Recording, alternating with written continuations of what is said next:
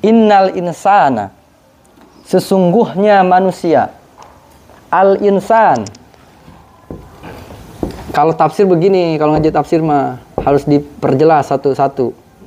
Al-insan, innal insana, sesungguhnya manusia. Kata al-insan, kalau kita belajar ilmu usul fikih,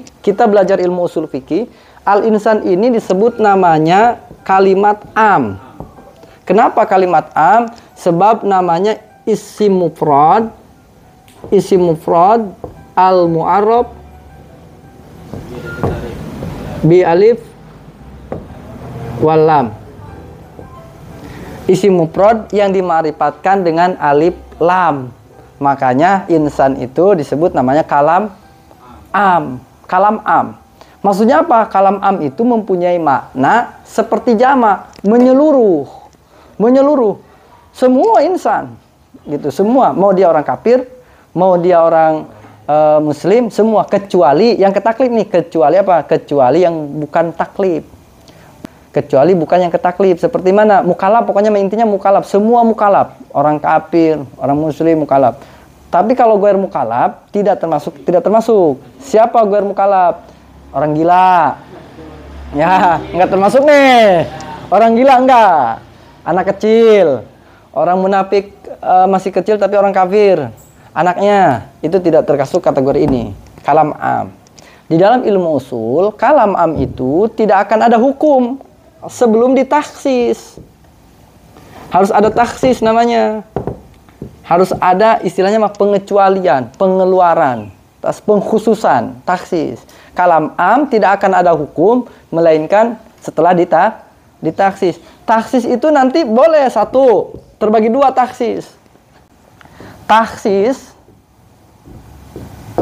terbagi dua, ada taksis muttasil, ada taksis munfasil.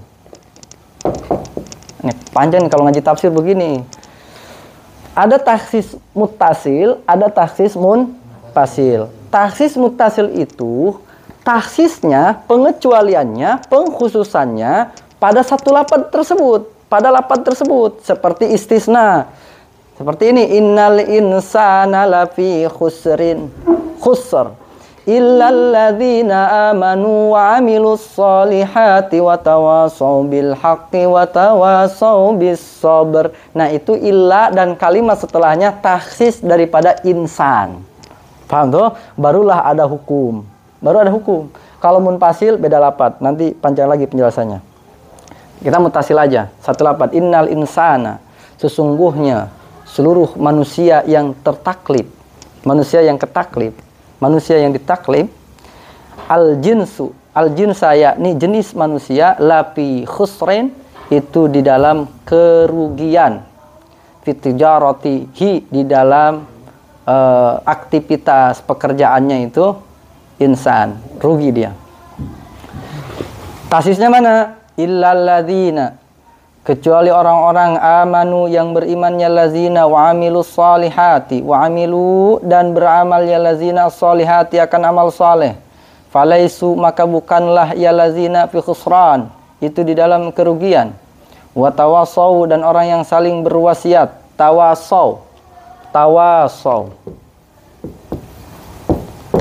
itu asalnya waso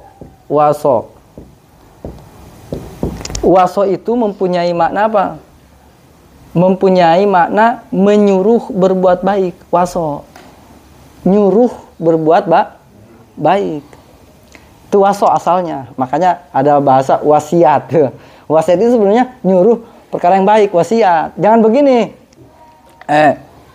Gua wasiatin sama lu ya. Malam ini lu harus sukses nyolong. Itu bukan waso. Bukan wasiat, wasoma terhadap perkara yang baik. Nah itu ya, awas gua wasiatin lu jangan pacarin cewek gua, itu bukan waso itu mah. Jadi waso, namanya tawasaw. Auso yakni berwasiat ba'duhum sebagian insan, ba'dan kepada sebagian lagi bil haq dengan kebenaran. Ay al imani yakni keimanan, wa tawasaw dan saling berwasiat berpesan kebaikan, bisabri dengan kesabaran, ala taati atas ketaatan, wa anil maksiati dan menjauhkan, meninggalkan daripada perkara maksiat. Jadi taksisnya ada 4. Innal insan, taksisnya 4. 4 terbagi 4. Ada 4 nih. 1, amanu, orang-orang yang mempunyai keimanan. Orang yang mempunyai keimanan, apakah dia rugi? Tidak. Apakah dia punya keimanan doang, kemudian dia tidak melakukan amal soleh, dia rugi? Bisa jadi. Bisa jadi. Bisa jadi dia rugi tanpa mempunyai amal soleh. Yang kedua, amilus sholihat. Yang ketiga, berwasiat dengan kebenaran dan berwasiat dengan kesabaran. Jadi kalau kita punya teman lagi diuji, jangan dikatain. Ini malah disyukurin. Harus lo, gue bilang juga apa gitu. Jadi harus saling berwasiat dengan kebaikan, sabar, emang begitulah.